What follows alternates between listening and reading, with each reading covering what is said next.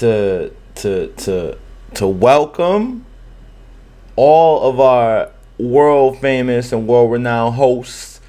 You know, your host with the most. We're back for another episode of Eat for Life. I am Sebastian, chosen one Burton. Marcus Howard, what's up?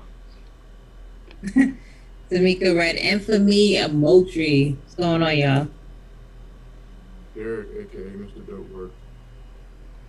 And we are the Eat for Life squad. And today, you know, sometimes I try to be more administrative these days, but I'm feeling like today is a slick celebration because I, and Marcus can tell you, I have been very, very keen on learning more about the homeland, learning more about esports in the homeland, and Africa has been showing up on the radar time and time again, and I am super excited. We even have another special guest. Maddie's in the building because she wants to know about this. So she's younger than you, and she already showed up on time. So you should be in here. See? And all the way from Africa, we have a legend in esports in Africa, championing esports in Africa, and specifically Ghana. Welcome, Mr. Kwesi Hayford. Welcome in, baby. Welcome in, baby. Welcome in. You get one more. You get one more of those. You get one more of those. Welcome in. Well, give it to me. Give it to Welcome me. in. Welcome in, man. Welcome All in. right. So All right, good all right. to see you. Okay? Thank We you. even brought an extra host. Maddie's in here. We even brought the extra host for you. Okay? We got the kids. We got, look, she's even recording. She's recorded for her blog. See what I'm saying? Exactly. Come on. All over the place. All over the place. Yeah. Kwesi, The future. that's right. It's all about the children, baby. We're doing this for y'all. So, Maddie, thank you. And please make sure you make me look good on the blog, all right? Now, Kwesi, man, just first of all, thank you for coming on the show. I know your time's valuable. We have seen you before on like the eSports podcast. I saw you do drop some great gems on there. I've seen you all over the place on LinkedIn. I've seen you a little bit on Twitter, all around. Like I see you've been championing esports in Ghana, Africa via Ghana for years. And man, just please let the world know about your journey, how you got to where you got, and whatever else we need to know about you before we get into these questions. Because I'm sure my compadres here got mad questions. I got mad questions, and I'm excited to get this thing going. All right. So, my first name is Ebenezer, right? But Kwesi is just a Sunday born. If you're a son born on a Sunday, they give you Kwesi. That's just basically it's Okay. a Sunday born. Like if you're born on a Friday, you either get coffee, and if you are born on Okay. maybe Kwame, and every day has a name that you'll be given to. So That's incredible. if you all give me your date of birth and give me the day you're born, I'll mention all your names for you. That's crazy. That's really Okay. cool. So you all fire. have an African names. Anyway. I gotta now. Yeah, you got me thinking. Like, what day was I born? I gotta find out. Yeah, what I day was I born was born. on, I was born on a Thursday. I was born on a Thursday. A Thursday will be like Efua, Ajua, Efua. Yeah, I think Efua. Wow. All Yeah, right. I will Efua. look for it for you. Yeah, so That's when we have to Like start the calling famous Ray. artist. so everybody born on a particular day. All the days of the week has a name for it. So if you're born, so Wow. anyway, so thank you so much for having me. I know this is like coming home. This is like coming to America, right? Yeah, This is yeah. America coming to America. Welcome, baby. Yeah, when I was coming, I was thinking about it. So this is like connecting to my people in America. All of us here, right? So my journey came and started, particularly with back in the days when we have this one color. I don't know. It used to be this handheld control gaming with this one color, LCD, then this motorbike, and then my auntie in Germany sent me a Game Boy, and two of my favorite games since then, Metroid and DuckTales. Oh, you Where my the brother for real. You my brother for real. those were my Said favorite Metroid games. and I mean, I Classics. and up Classics. to now, I want to play those games again. They probably another level, but I love those games. So those were, and I love the movies. And back in the days, you know, there were big cinemas in where I lived, and I love art. So we used to go and lie down our tummy and look at the posters and drew them. So that got me into visual art and my love for colors and all that. So gaming and art and creativity became part of me, and I started my own silhouette cinema. You know, you do this cutout and you put some sticks on it, then you put a cloth, then you put candles in the cloth, and people will sit in front of it and watch you do your thing. So that became also one of my innovation. And since then, go to university. University, I met a friend who loves StarCraft, and he introduced me to StarCraft. And I used my first university loan to buy a PC just to play games. And Wow. my first year, and in my room, we used to call it patching. So when you go to first year, everybody, only about three people get residential. But friends comes, you come with friends, and then at the end of the day, in a cubicle or in a room, you could get about 8 students in a room. Meanwhile, it's only for 2 or 3 students. So, Wow. and for those of us in the room, it was like my computer was the computer for playing games and playing tournaments. And there was an internet cafe there, so that got me hooked into online gaming. And then virtually, I started organizing events on campus. Then after that, after university, I went to work with a printing agency, and I was the graphic designer there. And I rose to become a head of creatives in the company. Then I just felt my passion for gaming was still there. So I started doing organizing events. Then I hooked up with ESWC, was Electronic Sports World Cup. That was like 2016. And that was our first international esports tournament in Ghana. Um, to bring ESWC brand, to localize it, and try to do a tournament and take somebody to France to go and participate. So that has been my journey. But basically, I just wanted to fast forward. So after that, I got in contact with some few friends of mine, and we came together to form the Ghana eSports, and which is basically to make sure that other guys coming into the space, there's a mouthpiece, there's an advocacy, there's an NGO, there is some kind of an association that helps in building the esports ecosystem in Ghana, and try to build a blueprint for future wise. So that has been our main mandate, to bring together all kinds of people. And within the Ghana esports are not only gaming associations or gaming firms, they are photography, media, they are anybody that feels like I want to be part of the development of esports in Ghana, they come into the space, they register to be a member. It's an association. So Mm.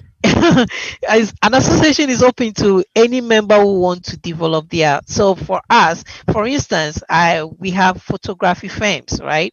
Photography agencies. So what happens to them is like, when we are having an event or a tournament, this photography firm, which is a member of our society or our society association, can, instead of taking a full price for the event, can take half of the price because he's a member, right? And that is helping, his way of helping to develop the esports ecosystem. So um, Me being part of the Ghana esports, they chose me to become esports president, and then we've been trying to build the space. We currently working our way through the Olympics, the Ghana Olympics Committee, which we've done that. It's just for them to ratify us fully as member, and then also part of some African esports initiatives, the Esports Federation of Africa, then Africa Esports Championship, and then also some other societies that is really building the esports ecosystem in Africa. But for me, my drive is the passion for the youth, what this offers for the young people out there. And I find gaming as an alternative venture for a lot of young Africans who can't work, right? You don't need to go to school to be in esports. Yes, we need education, we need the expert, we need all those that, but esports and gaming is the lowest barrier for anybody to come within the space and become somebody. And I find that so fascinating. So that is for me to find solutions and ways to let these young people on the street, bring them, give them something to do. So you don't need to be a good gamer, but you can be a good cameraman. You can be a good streamer. You don't need to be a good, you don't need to be playing the highest top rating tournament, but they can become a switcher, right? They can become a tournament organizer or manager. They can become a referee just by having an appreciation for the game. So for me, that is my passion and my drive for this esports and video games. And apart from that, we can use gaming to change the narratives about Africa. You know, Yes. music can't do that much. Movies can't do that much, but video games can combine the music and the motion pictures and tell the African story whereby whoever is playing the game can experience it. As simple as that. You know, people talk about Africa, they are living on trees. They don't think we have skyscrapers. They don't think we have trains. They don't think we have everything that is out there. Out of a whole continent. Out of a Yeah. whole continent. Yeah, but apart from that, is our history. Where do we came from? You know, you could talk about Vikings, right? Talking about, I mean, the game Vikings is of course about the history of the Vikings, right? And has a lot of stuff. We learn so much about other people, but video games, and I think it's the right time for these things because now, for instance, let me use Black Panther as an example. I mean, it gave a whole new view of what can come out of Africa, right? And then the culture, the symbolics, the clothing, the lifestyle, the diversity within Africa can be a way to really reach out to the international scene and the globalization as well. And I think that video games and esports could be a channel by which lifestyles could be changed. Much more investment can be brought within the space. Is that also the quickest and fastest way to educate people? And I think that for me, that's my passion. I think that people talk about video game addiction, and I'm like, okay, I have my own perceptions about that. But when we come to talk about that, we will talk about that. So, first of all, before I get into the next question, eloquently spoken, because I think that's kind of where the idea of Eat for Life comes from. Is like esports, entrepreneurship, education, empowerment, a bunch of E's. But it's like you can't really box people out like in this video game space. That's like you don't have to be the best competitor, right? To to really benefit from this ecosystem. You don't have to be number one or a top player, and in fact, you don't even have to compete, right? Like it's really about this new technology that wasn't around 30 years ago. It wasn't even around, so it's new, and we can establish it. And it's crazy to hear that even across the water, that's you got people like yourself championing that thought, because it just means we're vibrating on the same frequency.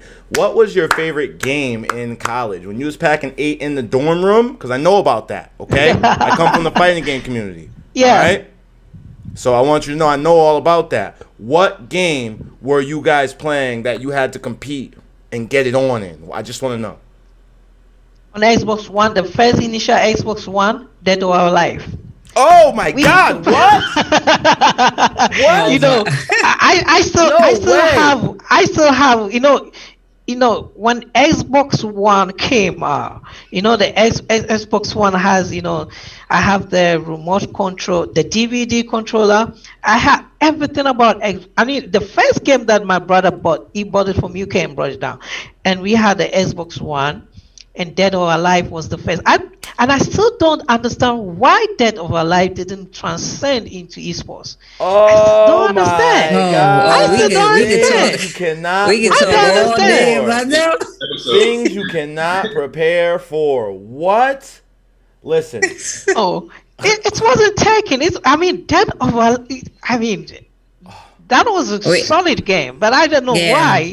We can talk all day about All that. day long. All day long. That's amazing. First of all, I didn't even think you were gonna say DOA. I just kind of wondered what, in Africa, what they were playing. I was gonna say fighting games over here, and you were playing DOA, and all you guys were playing that. Okay. First question: who's your favorite DOA character? Um, It's been a minute. It's okay. DOA 3. Who are you? uh, If you could describe them, I could pick them out. Trust me. I like one of the ladies. Then I like this guy with the tiger head. With the tiger. Oh, with like the outfit. Yeah. Genfu. No, he has a is Chosen gonna know all the characters. That's his baby. Right? yeah. I mean, it's been a lot, but there was this lady. There was a lot of the Chinese ladies. They were good. Oh, Li Fang. All of them, man. Listen. Yeah. Shout And out then to this guy that has his head is like full human, but his head is like a tiger or a lion or something like that. I feel like it might have been an outfit you picked, but I can't remember. That was like a specific outfit. We'll have to talk about that after because we do have bigger fish to fry. But I am a Dead or Alive maniac. Red knows that. That's why she said that. That was my game I was professional in. So Okay. Yeah. God, like I can't believe you said that. That's definitely getting clipped up just for the DOA community, so I can share it with them. Just so they know it was in Africa too. Let me ask you a question. We see the growth of Africa, and Red shared it in her tweet.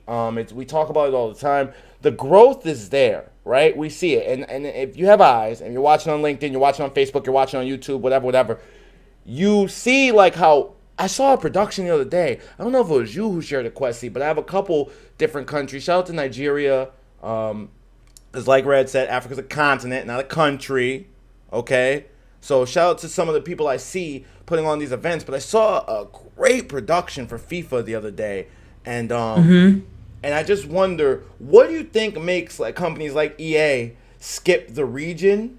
And how do we get them to recognize the opportunity? And also the same thing for Sony, Microsoft, all these other publishers. How do you get them to see the growth? Because you guys are growing without being supported, kind of like the Smash Bros community. Like you guys are growing without being supported by like Nintendo or anybody like that. What does it take to get them to step in and say, all right, like we see y'all doing this. We don't want you 8 in a room no more. Here's the money for a place. Here's the consoles. Here's this. What do you think it takes to get that step?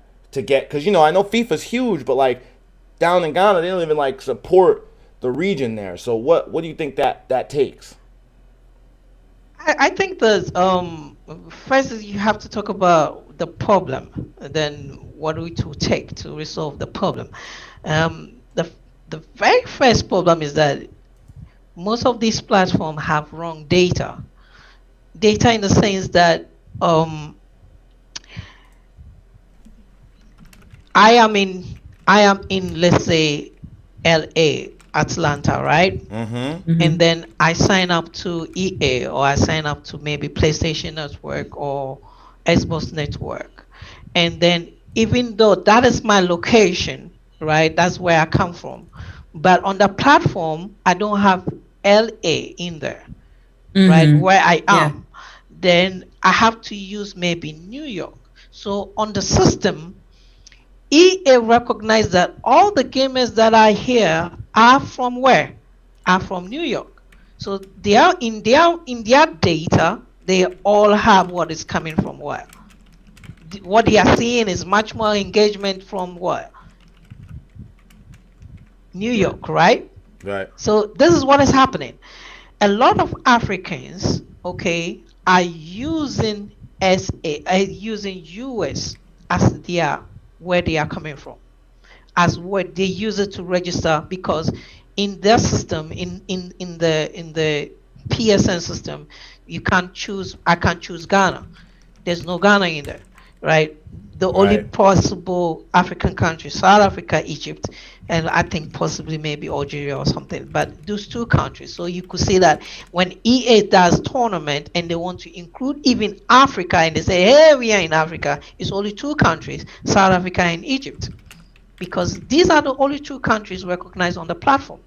But you don't recognize that of the many players or many guys or gamers playing from Ivory Coast, Ghana, even Nigeria, right? Right. So that is a problem, because even if you take, let's say, Nigeria is the most populous country in the world, in that has the youngest, right?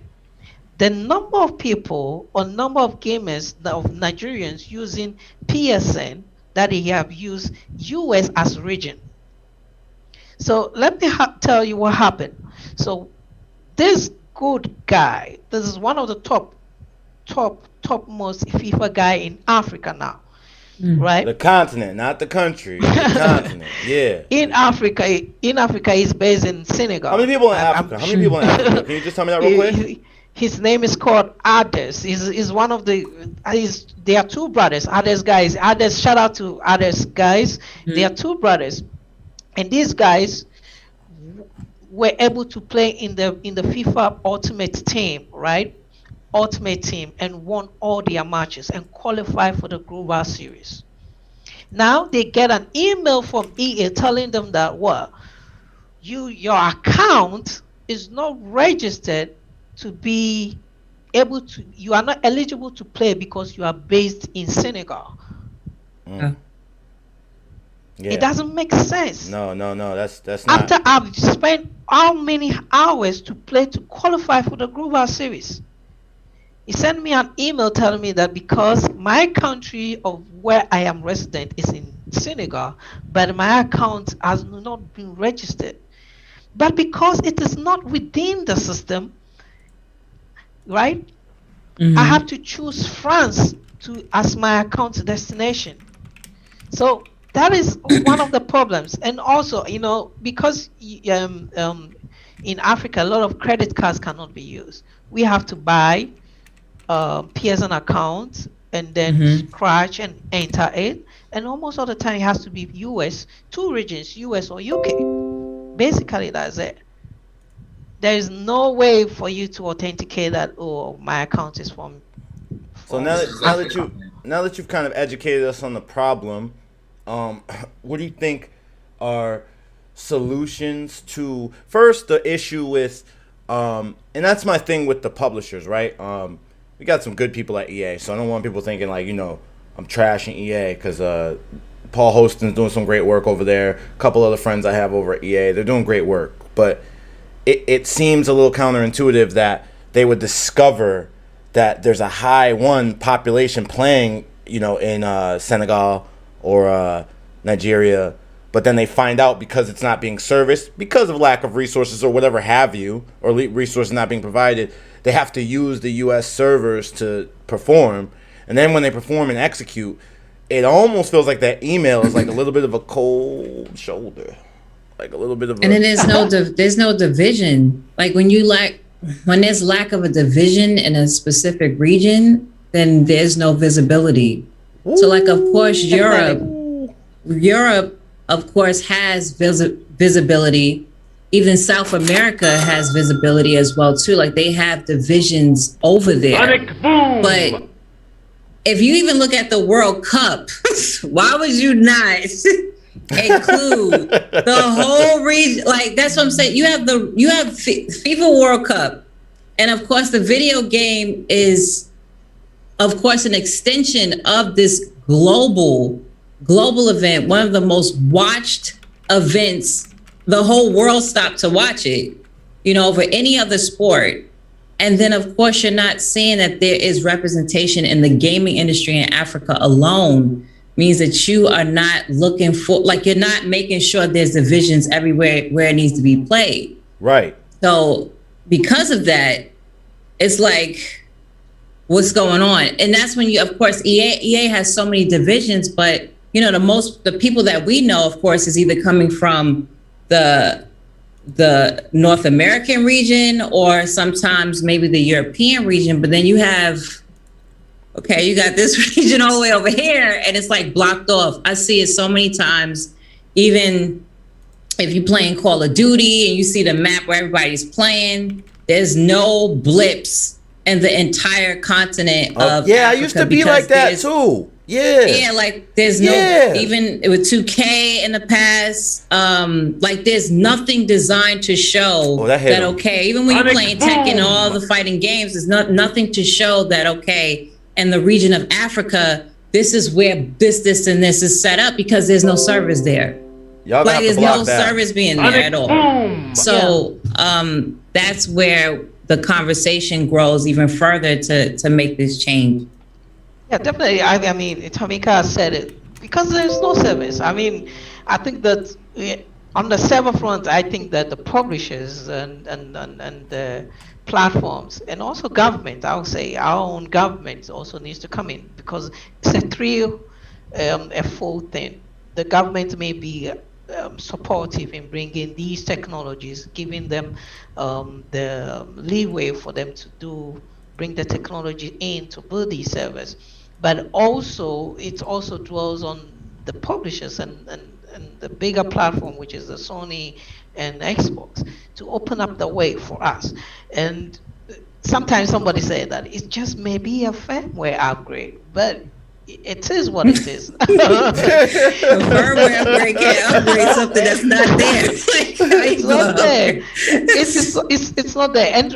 And it's something that, it's been there. We've been talking about this for a long time, and it's like probably somebody's not listening, and I know we've been through ways by which we send letters, emails, just try to open up the space. I mean, come and look into the space. As you said, Call of Duty Global, they call it global, and there's no Africa in it. How can you call it global when there's no Africa in there? You understand? Ooh, hit him again. Sonic boom! How can you call it global if there's no Africa in it? And thank you for everybody on LinkedIn who dropped the gem for me, because Kwesi, you was busy dropping gems. So I asked how many people are in Africa, and it said 1.3 billion. The good doctor, Efua Mpadu, she dropped that for me. So thank you, Doc. I appreciate that. 1.3 billion people. How could it be global if you're skipping out on 1.3 billion people? And again, that's a good portion of the world. That's a great portion of the world. Like, yeah. Global, not global, if we're not supporting all of it. And here's the thing. It's not like in America we're not going through the same journey, just at a larger scale, right? It's the same journey here. It's like we know that there's kind of a separation between console, PC, and it seems like that happens over there for y'all with like region. Like they're just like, well, there's not enough for us to tap in, but I think you're proving that not to be true. A big thing in America too is a lot of esports is based, most industries, not really just esports, right? Like movies, entertainment, sports, everything is underwritten, right? Like the budgets of almost everything, leagues, professional teams, that's FIFA or MLS here, because I'm thinking soccer because of world sport, but anything, it's underwritten by the sponsors. Anything, it's underwritten. Like the whole industry is funded by sponsorship because advertisers want to get in front of consumers, right? So Definitely. in Africa, it doesn't seem like a lot of the private companies, because if you can't get the publishers, right? I understand, like, there's whatever they have to. It doesn't make sense. Tamika just broke that down, but there's not a lot of like private. I'm just saying, like, cell phone companies or beer companies or whatever, is the big guys over there in Ghana, or Dakar or wherever. It doesn't seem like they're investing because they could be in front of their potential customers. Do you see a lot of sponsorships or third parties coming in and trying to say, hey, this is the whatever, and forgive me, whatever the most popular beer in Ghana is? Do you see them trying to get involved, or the most popular sneaker or whatever? Do you see them seeing like, oh, hey, a lot of these kids are getting together, we can do something with this? Do you see that a lot, or is it kind of need more of that as well, the sponsorship support as well? Well, sponsorship I can say this for almost all my African brothers, that is one of the most difficult things, because sponsors here don't understand the esports or the gaming ecosystem at all. And a few of the brand managers, or let's say marketers, who want to use esports or gaming for an activation will even undercut you. But it has never been, because they prefer to do, let's say, music event than esports event, because the ecosystem is still growing. But if you go like, okay, you know what, you could build a brand loyalty with these young people, then I go like, okay, yeah, we can do something small for you. And they want to do an event, an activation, and they will give you a small punch of their, okay, come and set up maybe 3 or 4 consoles and do some event here, right? And then we'll give the person, whoever wins, we'll give them a t-shirt and something like that. But it is not their focus, because it is not their brand brand outlook or something like that. So basically, it's been difficult trying to get brands to understand the space. But so that's what I keep on doing, trying to create the visibility. And for now, that is all that I do. My shouting and everything, tagging other brands, it's all about getting visibility, awareness. Gotta reach. We hear y'all. We hear y'all. You got to push. You see, so we even go to the stand to try to do in-game advertisement and show it to them that, hey, look, this is possible, right? That's right. And then you get a call. Hey, the CEO want to speak to you. You go and see the CEO. He tells you how many numbers do you have. They want to, sometimes they want to see the numbers. Yeah, sure. Most times, yes, right? most times they want to see the numbers.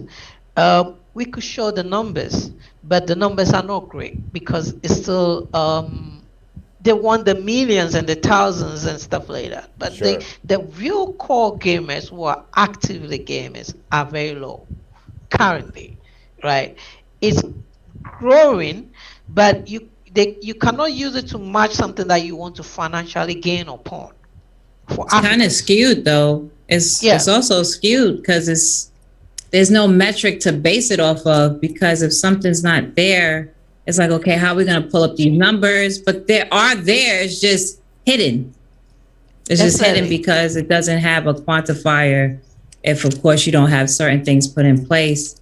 A question I was going to ask is, because especially with Ghana, the whole trend of getting, for example, like African Americans over to Ghana and having like a second home and stuff. Because the same question, how's it been as far as like technology infrastructure, like just getting that up and running, like for tech to just be booming in Ghana? Because I think that's where gaming is going to follow it, because of tech trends, of course. How has it been so far in Ghana? It's I would say, Tamika, is a very difficult question to answer, because I think that within the tech space, right, is overly excited about all the applications, mobile app, who is doing the next app and stuff like that. But we haven't really come out to say, okay, we're going to do something that is combining, let's say, motion picture, music, and that into video games, right? And video games is the, let's say, the end product. But all the technology has been probably to fintechs, um, um, um, um, creating tech entrepreneurs in other fields, but it hasn't really moved into, let's say, tourism and all that. And the product that can really champion tourism, which is why we bring in our brothers and African Americans back home and to come and experience. But when they come and experience that, there are other avenues that they can create opportunities for them to create businesses that rise on tech. Definitely, but a lot of, for what I've seen, is coming, opening restaurants. I'm not seeing so much of. They are local tech entrepreneurs, but within the tech space, is always been. I think much more has been within the fintechs, and currently I've seen a lot more also on the agricultural side. Um, but but technology in essence has always been to certain I think it's always been in the theoretical part where they talk so much about technology but you don't see the product of technology, and tech entrepreneurs that they try to support don't last because they don't have a vision that can expand to maybe 10 to 20, 50 years, right, within the space. So for me, I think that gaming and esports has sustainable ventures that could be spread over a couple of years. You look at, though the ecosystem is ever changing because new games comes, new product comes, but the underlying technology and experiences stays the same. If you're able to see the way forward, because it's futuristic, right? You see what is happening in the years, because gaming has been there for a long time. The games come and change, but the experience doesn't change. The experience of one, the youth, the music, the culture, the merchandising, the environment, but even so more, the technologies within the gaming space has even expanded more. We are now bridging into broadcast media. What we are doing here, back in the days, it would have been on TV. Right? Now, because we are all gamers, we are connecting by live streaming. We're using live streaming to reach. It would have been thousands of dollars to get this done back in the day, to be on TV, to connect with all of us. Look at me, I'm sitting here using my webcam. I'm speaking and you could hear me. Right? Yeah, brother. Yeah, we sure can. This has been possible because of gaming. You understand? The fundamental technology that propels live streaming was built out of gaming. And now, almost, I can tell you for a fact, every broadcast, quote me anywhere, every broadcast station in Ghana is using live streaming to promote their content. Yeah. They see the impact. Yeah, they see the impact, of course, of gaming for sure. But the amazing thing about this is because esports and gaming has operated within its own ecosystem without leveraging on television. Sure. You understand? So you could take that technology and use it, and it has a whole array of job employment for the young ones. Okay, and I see a lot of young people going to prisons.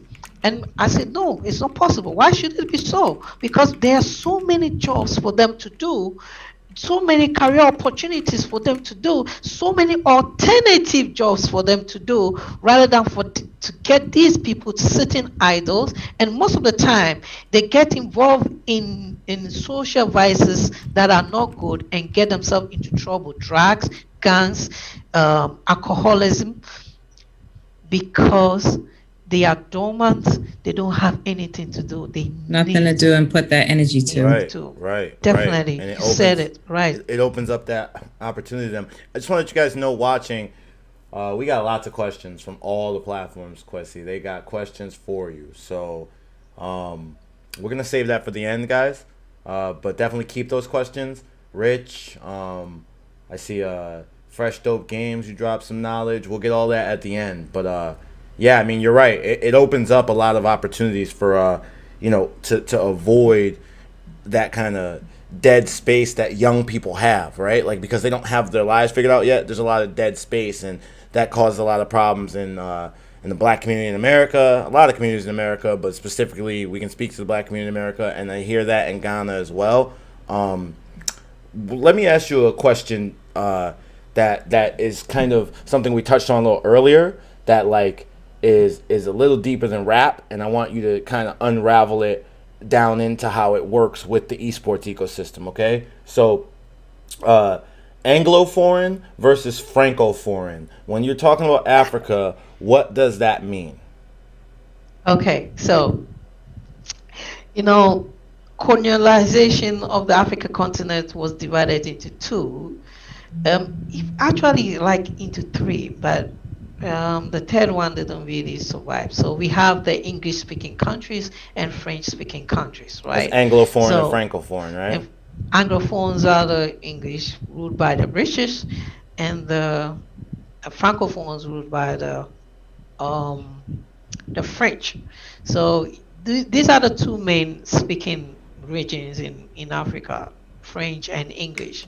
And the ecosystem there differs sometimes. You could find out that a lot of more of the Anglophone, Francophone countries are deep into, let's say, Tekken, right? Fighting games like Tekken. If it's football, let's say PES, though FIFA is also strong. But when you come to the English speaking, like the Anglophones, they are much more into FIFA and games like Call of Duty and PUBG. You understand? But when you go to the Francophone, you find other extra games, right? Other extra games like what's this game? Smash Brothers. Yeah, Smash Brothers. You could find some other games, but That's interesting. there is then also there is the Northern Belt, which are a lot more to do with League of Legends and all that. Sure. When you come to the southern side, you find, let's say, CS:GO. You see much more of. There's also FIFA. FIFA is like a cut across, like the common game that cut across the continent. The whole continent, FIFA, right? Yeah, because it's a football. Yeah.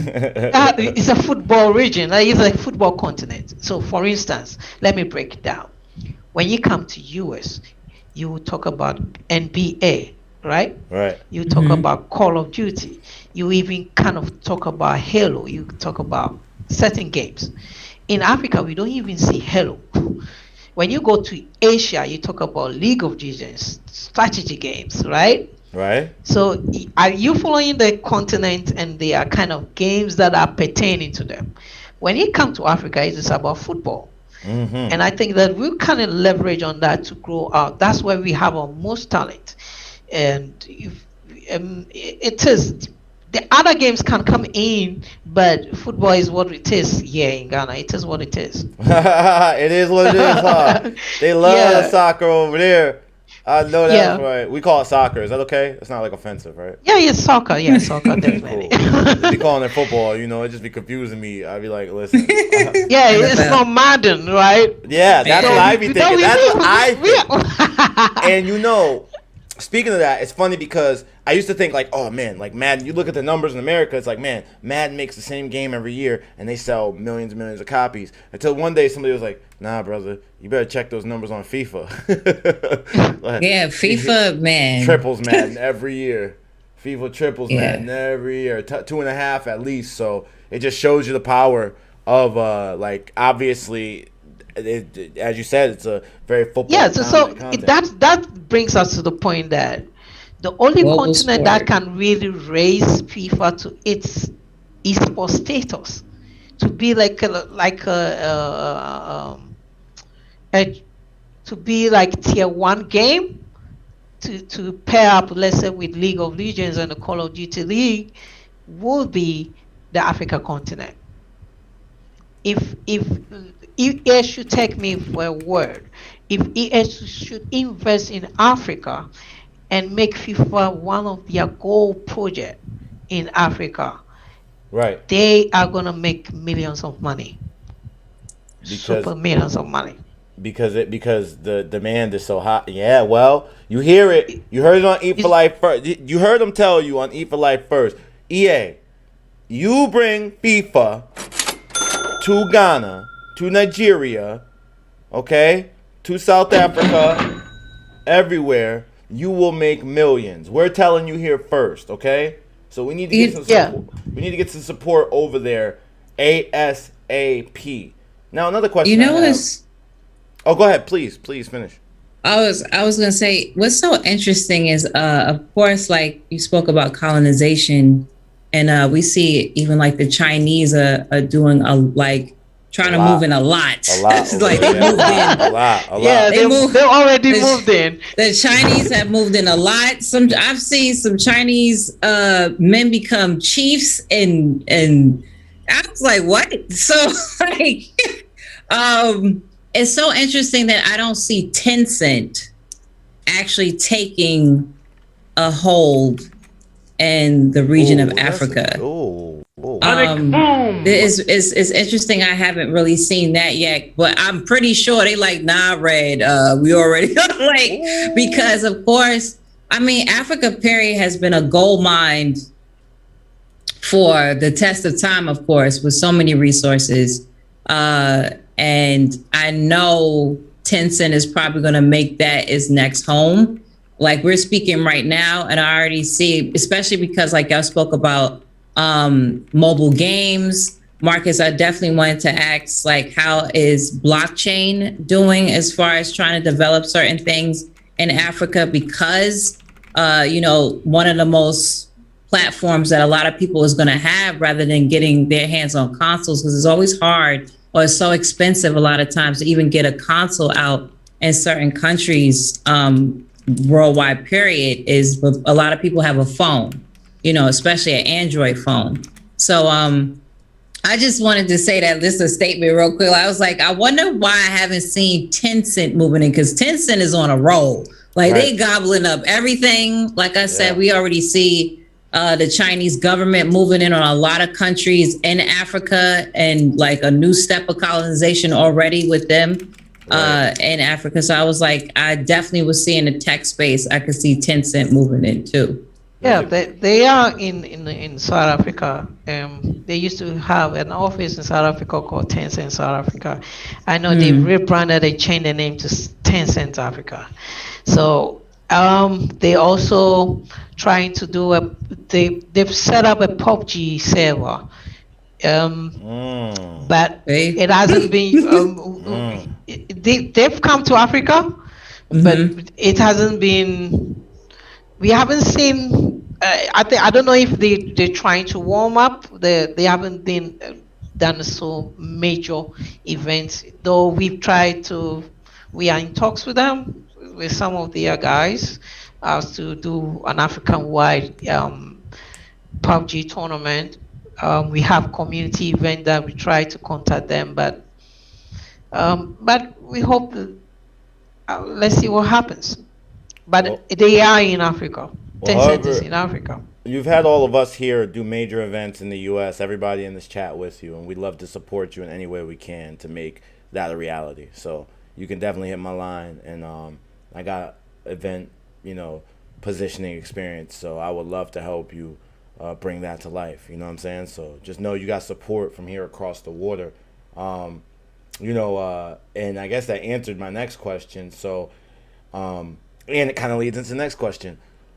What do you think? And I know we talked earlier and you were asking me, and I want everybody to answer this.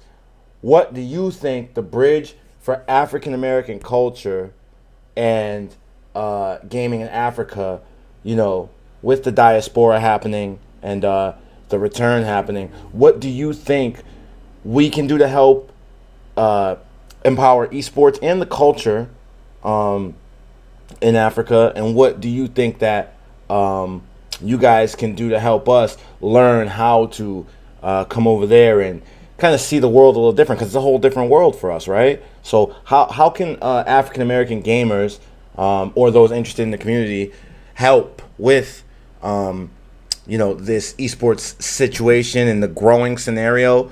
What can, like, I know we reached out a hand, but what are some great things you think other people who are watching, like Chris Fryer, Monica, Jenna Mack, Ian Mills, a lot of these people are here and they want to get involved and looking at them. So what do you think they could do to get involved? You know what I'm saying? The first thing is that you're already doing it. We're doing it now. Advocacy, exposure, right? This is one of them. But I mean, on the bigger scale, if I think African Americans are in a good position to bring expertise, right? Expertise in the sense that there's so many professional African Americans out there that have the knowledge and expertise and professionalism. See, the mentality that we have in Africa is not about getting money. It's about changing mindsets. It's about exposure. You get it? And that to that youth, right? And that kind of an exposure and mindset needs to be changed is through education. Bring in that kind of education. Yes, we need the investment. We need businesses. We those of you who want to come home and set up businesses, but create teams, right? Why can't we have teams? I was in a conversation with another African American brother, and I said that if every African American hip hop star should set up an esports team in Africa, you understand? That would be one of the biggest continents to have an esports. Esports, it will be the biggest continent to have an esports engagement, and everybody will want to come to Africa to have an event. Instead of buying that next chain, that all you got to do. All you got to you do. Talk to everybody. If let's say have Snoop Dogg has an esports team, even if in America, in Africa. If whatever you're doing and have an African version, whatever you're doing now, let me talk. Whatever African brothers in African America, whatever you're doing there, have an African version.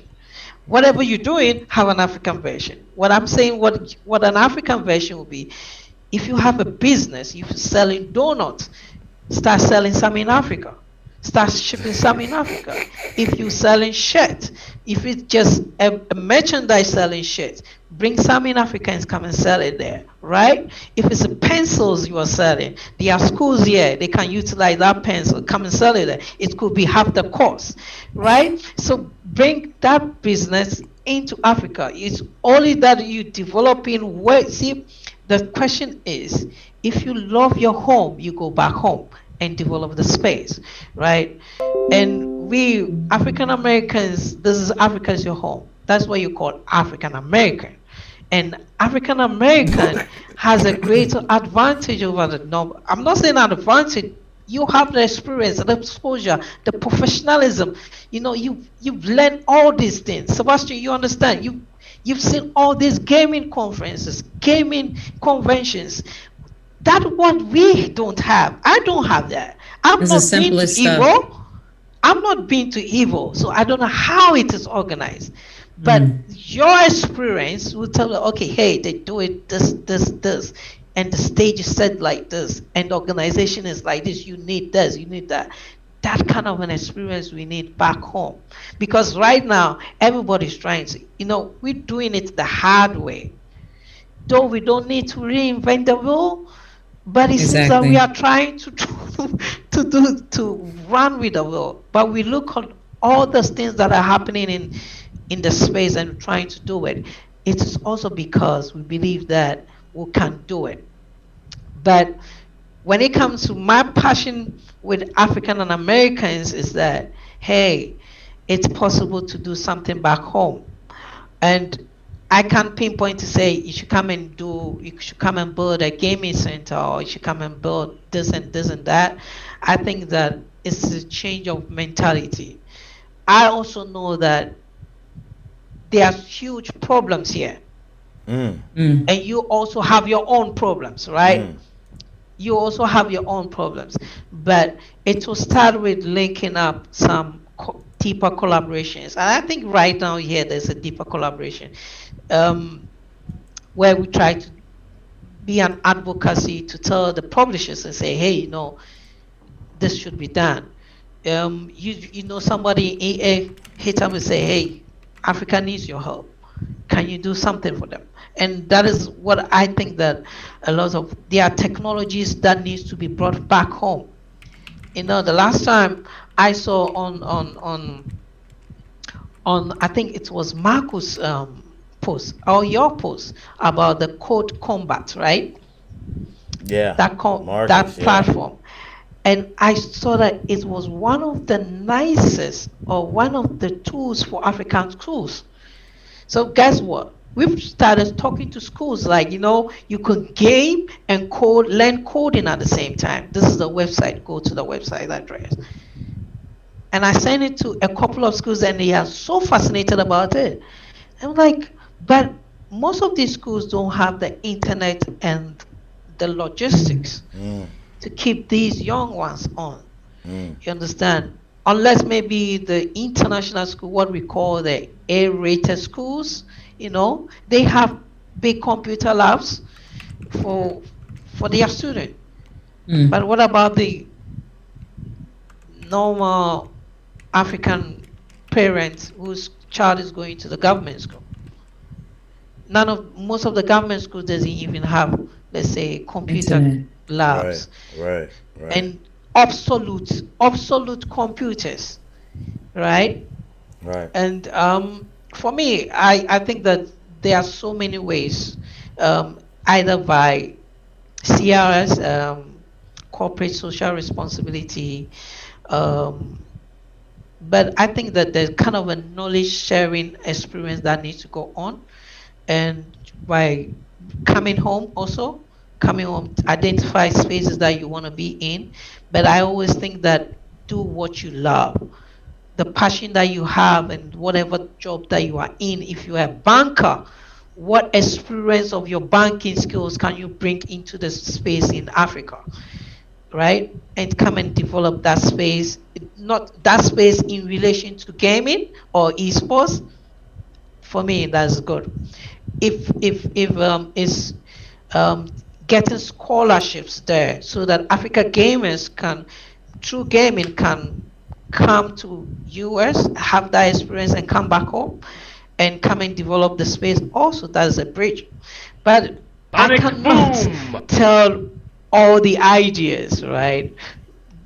I can have ideas, but I believe so many people watching also have the ideas. But I believe that it starts with knowledge, because knowledge is power. Give us knowledge, and we will be able to transform ourselves. Give us that knowledge. I love it. Everything you just said. I'm down. I'm trying to be involved, and I want you to know I'm lockstep with you, because I just think you're right. I think educating and empowering is what it's about. I think that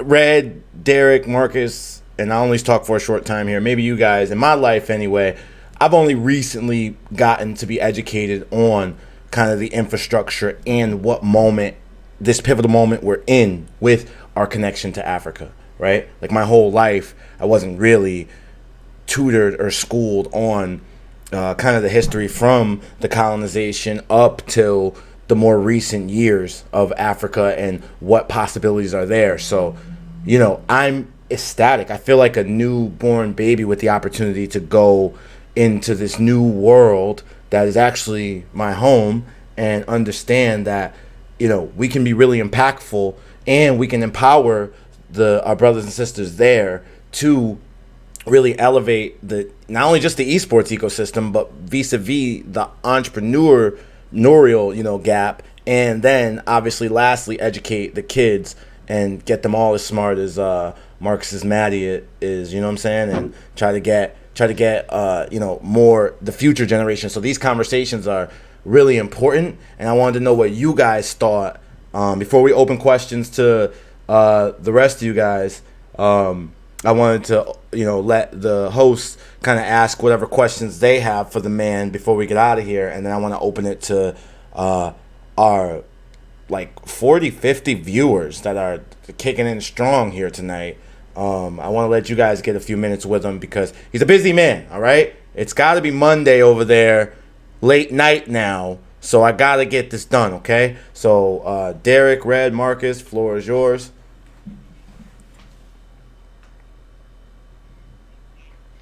No questions? Uh-oh.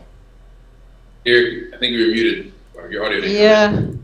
Hi, I Derek. don't have any questions. Can you hear me now? Oh, Derek, you don't have any question? I should have a question for you, Derek. It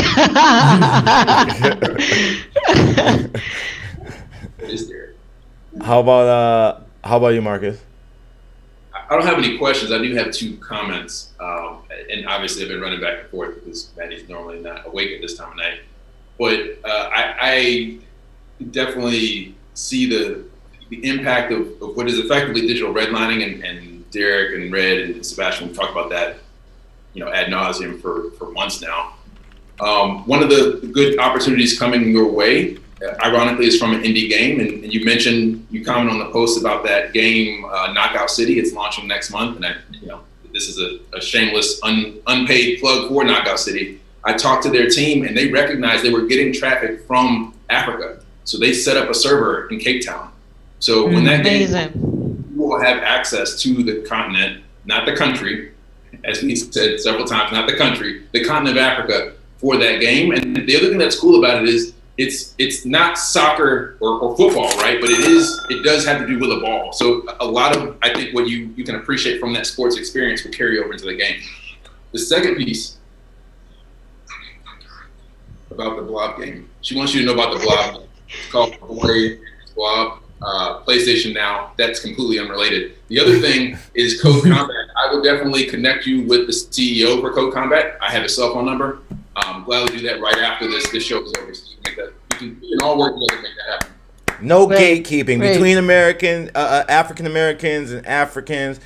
Red talked a couple episodes back about gatekeeping. We're not doing that here at the Eat for Life podcast. We're hooking you up right away. Kwesi, thank you for joining us. Marcus, well done, buddy.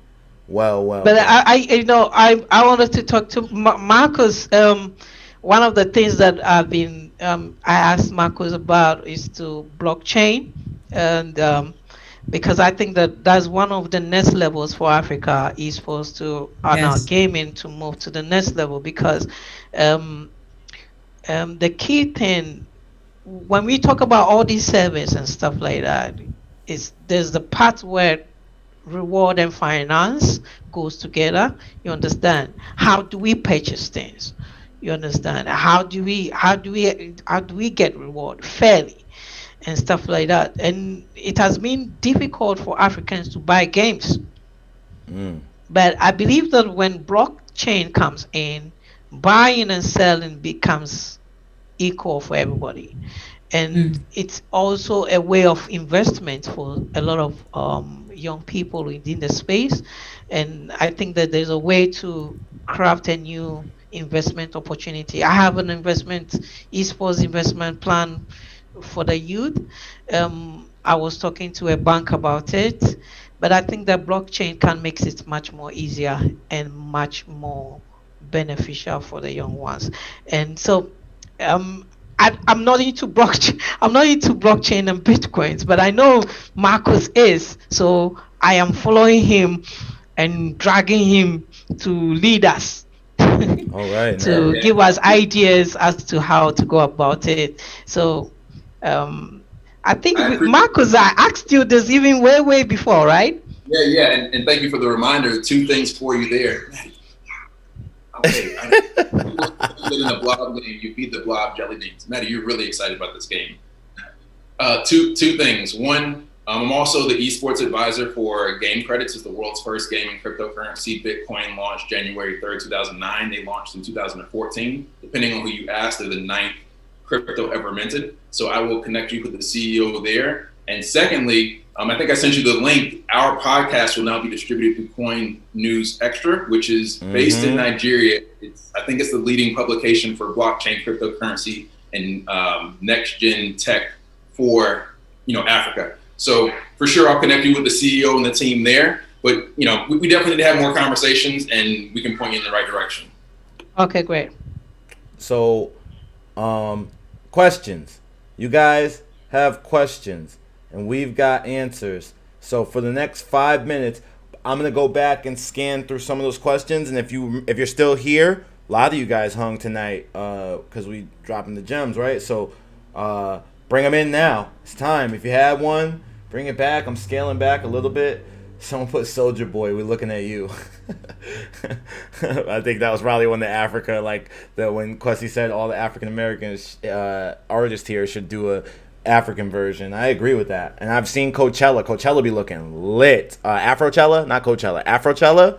It'd be looking so fire when I be watching the YouTube recaps. It'll be dope to have something gaming, like working with that. And I was just gonna ask about the Afrobeat artists. Of course, so many of them have crossed over to the States, have collabed with so many, American artists. And it's the same thing that can happen even with gaming and just implementing that. We see, of course, hip hop and gaming, period, being together. They grew up together. So even having that come about, with more music events in Africa, that would be something really dope to kind of venture in. Yeah, when you talk about dope, I love hip hop, so and and I love DMX. I mean, God bless him. Legend, man. Bless him. Rest in peace to the legend. I have my own listed. I used to love this game, Def Jam. I don't know why certain black games went down, but I wish that they could come back. Shout out to Def Jam. I wish I could have a Def Jam tournament. There's a big Kwesi. There's a big niche following of Def Jam Fight for New York here in America. I follow a group on Twitter in the FGC. They had the pandemic not happened, I believe they almost like Smash would have been running side tournaments at the upcoming events because shout out to the guy Joey Bag of Donuts. I mean, he's done incredible YouTube series on breaking down the characters, the tier list, which I don't think Def Jam was ever designed for, right? It was kind of more of an entertainment game, but they have Method Man is number one because of this or this or this. It's just crazy. It's there's a whole tier system, a whole tier system of the characters. They love it. They love it. The fact is that when you go to some of these in Africa, the biggest gaming communities are in smaller communities, like what you call projects, right? Every shanked, every smaller community have gaming centers there, and these game centers are, back in the days they were known to be let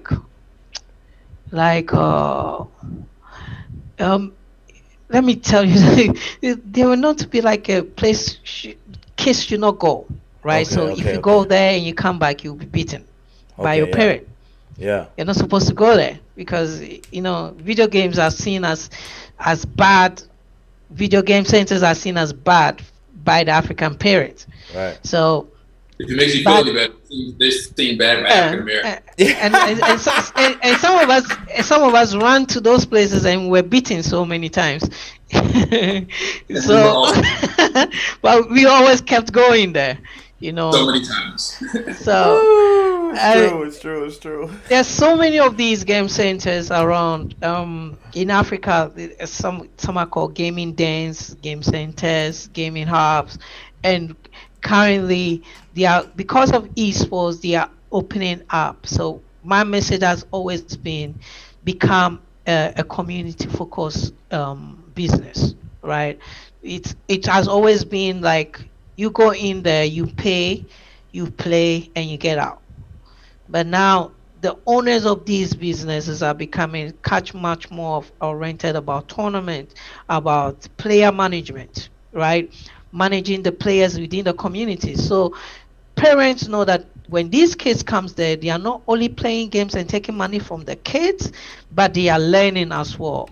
There's a game center I personally know, that even schools, community schools in the community comes use the place as a reference point, as a resource center. So they let these students come and experience the gaming. They have hours that the students come because the schools don't have these facilities, right? So we, that is another way of we building hubs. Mm-hmm. There's a project coming up within Ghana. It's gonna be one of the biggest esports hub.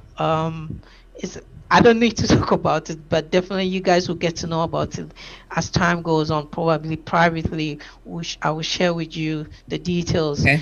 But I'm not allowed to speak. But I'm allowed to. Not yet. Yes, but it's gonna be one of the biggest, and it's biggest esports arena, and it has a Wow. multifaceted both library, a whole lot. So that Wow. one is coming out, and it's the amazing thing that investment is coming from US, and it's, when I said our brothers should come back home, imagine that we have one of these in almost every Africa countries, or even this in other regions of the countries, and all these facilities are connected by a high internet. What what a major transformation it will be for the African youth. And I have always said that learning begins with play, right? And video games gives that opportunity for young people to learn as well. So Mm-hmm. So we got a good question coming in from Fresh Dope Games off Twitch. He's been very engaged, dropping gems. Do African music artists have any serious stake in the esports space? Seems like that would be a good way to tap into the youth. yeah, I have a good friend of mine. His name is Sid, Okay. Dr. Sid. You should check him Mm. out. Dr. Sid, He's he's an dope. African music. He is a dope gamer. Okay. He's a musician. Dr. Say. Dr. Sid. Check him out on Twitter. Dr. Sid, He all right. he is a dope gamer. I mean, he's an African game. He's number one African musician who has taken on gaming. He's like, Oh. let me say, Oh, let me see what Dr. Sid, yeah, let's go ahead, Reg. You check know him we got out. our in-house Let me Twitter see. I expert, already check Reg. found them. Dr. I already Sid. found them. I would love him to come. I'll talk to him. He should come next week on your program. That'll Dr. be Sid, fire. Dr. Sid owns that an up. esports team as well. Okay. Bring And, the doc. Oh, I seen him before. Okay. Leading by example. And he does good music. He does good music, and he's multi-talented. And he streams. He's good. He's on Twitch. He's on Twitter.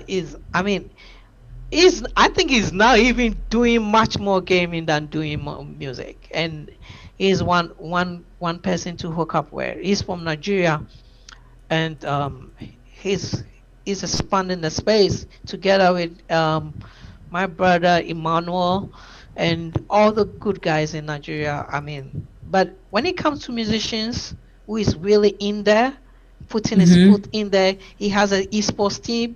He himself is gaming and streaming. Oh, his doctor said you should. I mean, I'll talk to I him just followed that him you just should. now. Yeah, There you yeah. go. And there's Sid, another connection between the African yeah. Americans, the Sid Africans. No and gatekeeping. Sid can talk a lot more, even more, also on Africa gaming from his perspective from Nigeria as well. So, Okay. he's one guy that you should, and he being a musician, and I'm not talking about a low musician. He's a high profile musician. You understand? His music cross borders from Nigeria to Ghana to South Africa to everywhere. He has good music, Wow, that's incredible. Yeah. So Okay, I see he was working with Unanimous Games, and okay. hopefully that That's answers your coming question, along. Fresh Dope. And I mean, I got one last question for you before I let you get out of here. Okay, what if you had to go? Because this is me, right? I come from the esports competitive side, so I like to be competitive. It's just how I am naturally. Who is? I'll give you the top 5. All right, I'll give you 5. It's kind of like hip hop, picking your 5 favorite hip hop artists for you. Okay? Okay. Who are the top 5 countries in African esports right now? Top 5. Top 5. Ah. Everybody's gonna hear you. We're going live to the world. Okay. It depends. You see, it depends on the games. Okay. FIFA. FIFA. Oh, she hit you right with the FIFA. Yep, FIFA. Okay. All right. Let's go soccer. FIFA. All right. FIFA. There you Who's go. the top? Top 5. Yeah, I'll definitely start with Ghana. Oh, of Oh. course. Ghana number I'll start 1. with Ghana. I'll go to Senegal. 2. Then I'll Okay. travel all the way to Ivory Coast. Oh, the Ivory Coast Okay. 3. Cote d'Ivoire. Right. I would travel to last 2. I thought you said the one dude from Nigeria was like the best. I was about to ask No, Nigeria. that's 'cause I Senegal. knew- Senegal. That's Senegal. Oh, it's no, he was from Senegal. Okay. Excuse me. Senegal. So Senegal, Ivory Coast. I can. Recently, we did a tournament. We have a good guy from Libya as well. Libya. Mm. Okay. Probably we'll go to South Africa. South Africa. I mean, yeah, we'll go to South Africa. But yeah, I'll add South Africa to it because I'll give. The problem is that if South Africans haven't played in the West Coast, let me say I would say West Coast, yes. Right. Yeah, they haven't played. So okay, I will give them the last 5 to them. Yeah, but So we're going backwards now. So you're saying the number 5 you would rank South Africa. South Africa. Number 4 I'll run South. you would rank Libya. Yeah, I'll say Libya get good games. Number 3, that's Ivory Ivory Coast. Number 2, Senegal. And number 1, they come out of Accra and Ghana. Is that right? Yeah, I mean I'll put my games. Oh. Okay. We're gonna remember you said Some that. battles coming on Yeah. We're soon. gonna, you want you know African they'll American come after culture? me. We're gonna remember we you ready. said that. That's what we're Yeah. gonna remember. Wait, Sebastian, look. We have been doing international tournament than any other country. We've placed. Oh, he is laying it on. Mm-hmm. Shots Look, fired. we've played Senegal, we've played South Africa, we've played even Trinidad and Tobago, right? Oh, damn. We played Jamaica. Look, and these are our next probably international tournament friendly in FIFA will probably be Mali. Then after that we'll do Gambia. These are also ways for us to expand the space, and also though it's international friendly, but it's to create awareness because we create a buzz around it. Ghana is facing the US or something like that. We've done something with gamers from UK as well. So I mean, Incredible. and then so to bring this back, what the connection I want African Americans to do with Africans is NBA 2K, because NBA 2K is so big on the African American community, right? So that could be a bridge, a game that can bridge the 2 continents together as well. And I believe that I did during the return of the year stuff. I did a eSport proposal for the tourism ministry. Guess what? They tossed me up and down. At the end of the day, the event didn't come on. Really? And all was that, look, it was a simple strategy. Ghanaians gamers are going to play with African American gamers. as a bridge to celebrate culture, interculture, because at the time we were celebrating what? Return of the year. We're bringing African Americans to Ghana. And what games have they been playing there? It was NBA 2K. That's right. Mm. That's right. That's right. Right? So we wanted a tournament on NBA 2K that will bridge the local gamers here and those coming from outside. And the youth there, the youth in the African American youth connecting with African black Africans here and white Africans here. I'm not trying to erase it, but are connecting the root, right? These It are just is what games. it is. It is what it is. Yes, these are games that we could connect together, and I believe that. I know they are good. We haven't started a modern community. I always want to start a community and find people who can play the game. Then I can start promoting that. I think that that's my next game that I'm gonna champion Madden, because I want Africa to connect to US, and I know a lot of Black African Americans play Madden as well. So NBA 2K, we got a link for Halo, but I'm not sure. I love playing Gears of War on Xbox as well. So Okay. Gears of War. probably, It's hard to raise sponsors on Gears of War. Lots of chainsaws and blood. And guts. yeah, It's yeah. hard to I raise mean the sponsors blood on and that. stuff. Yeah, especially now, yeah. And then Halo has pretty much, like, things have changed so much on what's popular and Right. what's popping, so called, in the land of esports. So And I'm gonna it say really this, Yeah. depends. But I'm gonna say this for the How is lay. it like the console wars there? I know US maybe probably is Xbox much more than no. in Africa. It's Yeah, it's not anymore. PlayStation. Yeah, I mean, back in the 360 days, Yeah, that was the best system. you know, of course, the install base was higher with Xbox, but then at the end, PlayStation was able to come about. But yeah, as far as PlayStation, always been a global console, Right. and you know, due to the fact that Microsoft is an American based platform, and have trouble with different regions around the world, especially because of the games that they focus on as well too. So yeah. I just want to drop in that we should do NBA 2K, because if whatever you decide to do, and I say we because we have that African American connection, and that America Africa connection, and I feel like it should be 2K because I appreciate what the NBA has done on topics of social justice versus what the NFL has done. So I would like to do NBA 2K over Madden. That's just my vote, but we can do whatever you want to Yeah, yeah. I'm really excited for some fighting, because the thing is like, okay, sports games, I'm really excited to see some fighting games projected. We're gonna have some some tournaments. That goes without saying. I will, because fighting games is a global phenomenon as well too. We see so many different countries involved with it, besides just, of course, the real-time strategy games. We see the fighting games too, if we don't have something as global as FIFA. Then 2K is reaching global too, but we need those fights. Tamika, when you talk about fighting games, will it be what game? Is it MK or Tekken or what? Depends on if you want sponsors. Yeah, that depends. But I like. I can see probably Tekken. Yeah. Tekken. Yeah. I can see Tekken. There's a huge Tekken community as well. I'm gonna reach across the table and say DOA.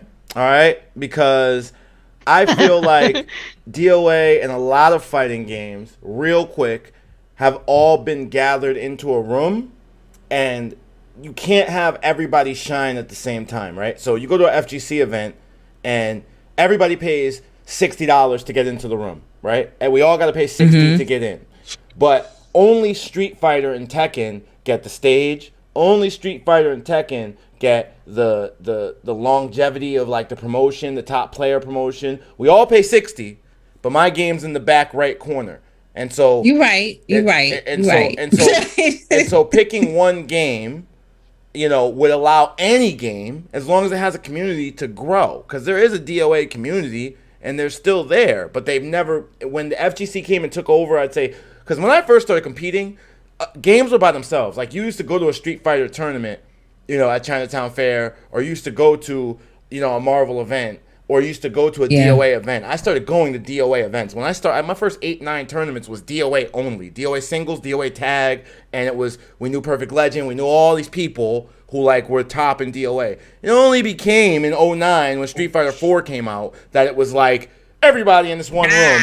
And the biggest, it just became everybody in this one room. It cannibalized a lot of other scenes. It cannibalized itself. There was a lot of great games that never really got over the fact that at prime time, when people watch on Twitch, and at prime time in the day on Sunday, Street Fighter's getting that time. They're getting the walkouts. Yeah. They're getting all these things. And my game, just because it ain't as big, well, you're not nurturing it. So to me, if we put it over in Africa, it's nice for a fresh reset. And I believe this call started with Kwesi saying he appreciated DOA.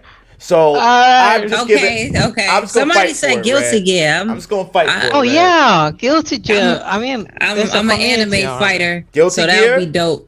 Guilty Gear, I'm with whatever. Listen, I'm with whatever. I love this conversation, guys. We can start with DOA. We got homies over there that can make it. You know what I'm saying? So listen, I want to say, Red Brian Asian Brom Onlang says that it definitely Street Fighter, FIFA, and he said something earlier I wanted to tell you.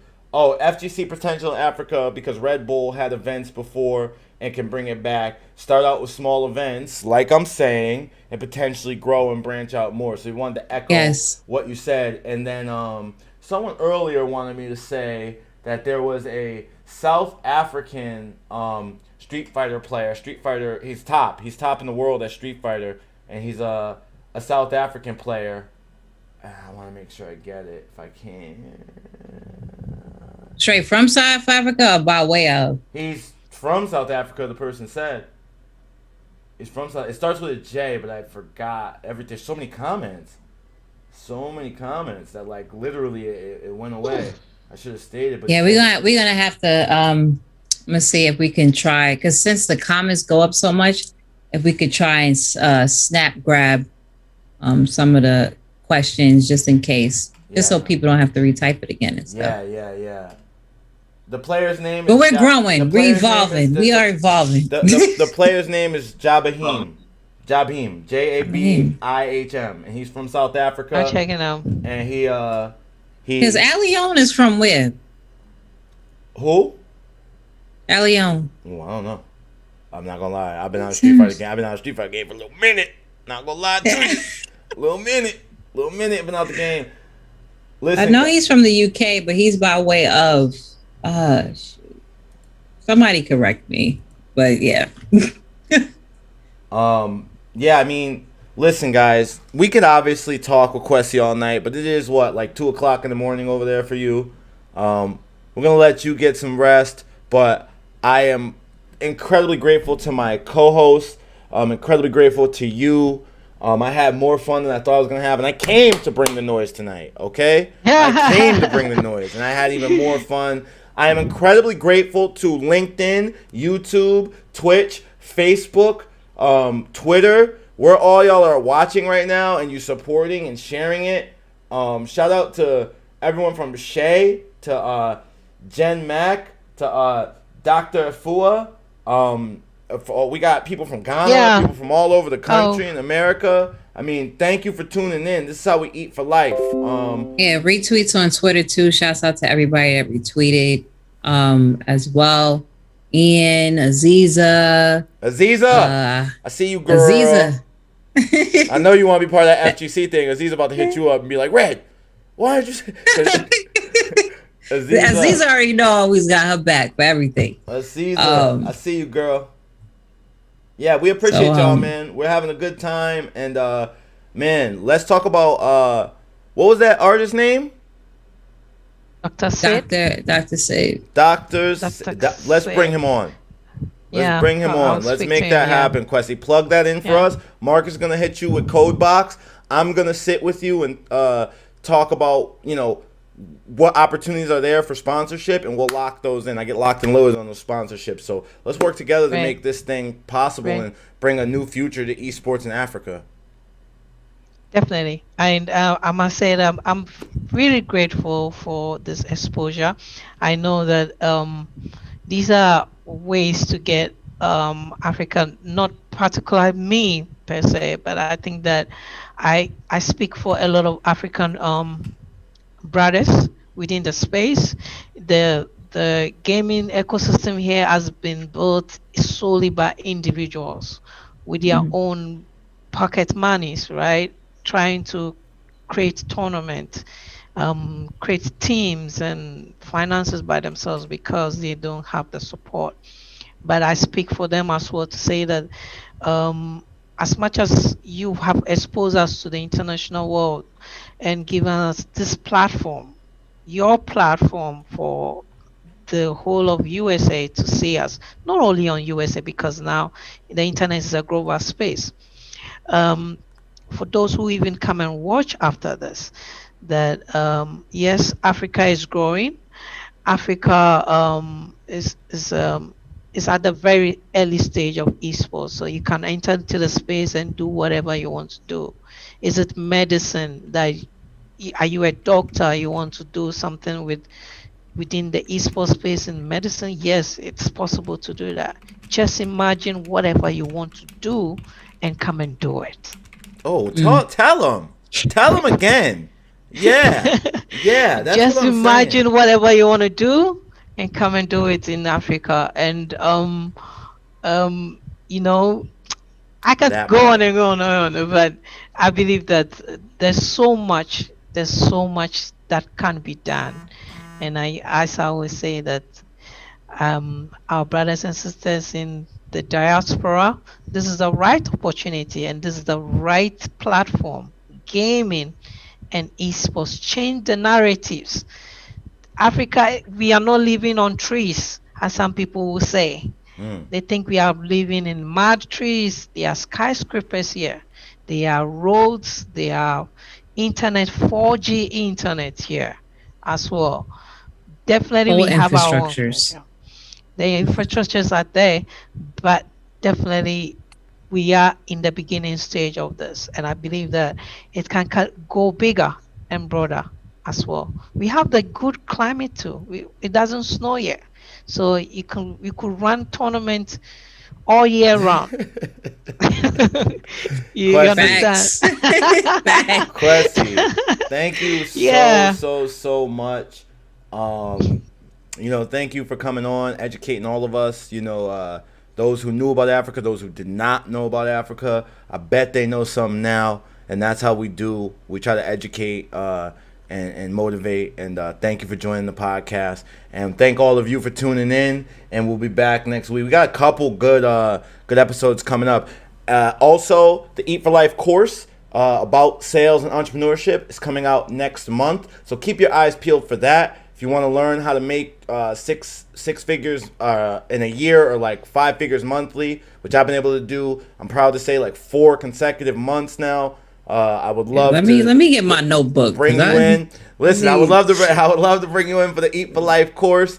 Finally finishing that. I've been slaving over that. Marcus has seen me. I've been slaving. Look, almost knocked my camera out. Slaving over that to help you guys learn.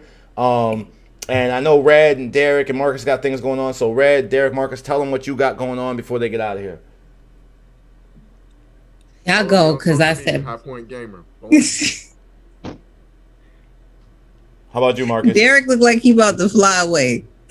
He was just like, Derek was just like High Point Gamer. People are gonna just be like High Point Gamer. It's a fly name. I just feel like they're gonna be like, let me see what I could do with him, because he's been quiet. The quiet ones is dangerous. How about you, Marcus? What's going on? What's coming up? 2 panels this week. One on diversity in esports with Kat the Shields Moon from Shell Media. Shout out to Kat. Sonic Boom out of Canada, and then another one I'll be speaking with some industry veterans across the entertainment ecosystem about trends and ROI for the entertainment industry as a whole post-COVID. I'll be focusing on gaming and esports, but really excited for both of those. Marcus, when do you sleep? Before I